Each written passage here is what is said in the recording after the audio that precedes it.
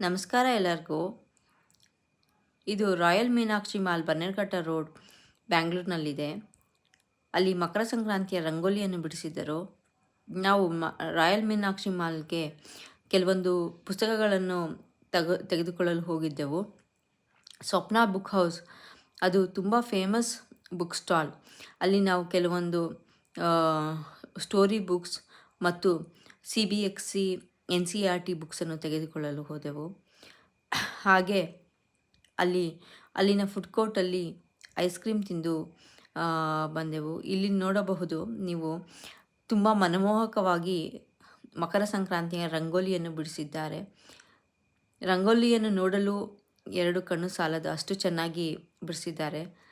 ನೀವು ಯಾವ ಯಾವ ಭಾಗದ ಇಂಡಿಯಾದ ಭಾಗದಲ್ಲಿ ಈ ವಿಡಿಯೋವನ್ನು ನೋಡುತ್ತಿರುವ ಎಲ್ಲರಿಗೂ ಮಕರ ಸಂಕ್ರಾಂತಿಯ ಶುಭಾಶಯಗಳು.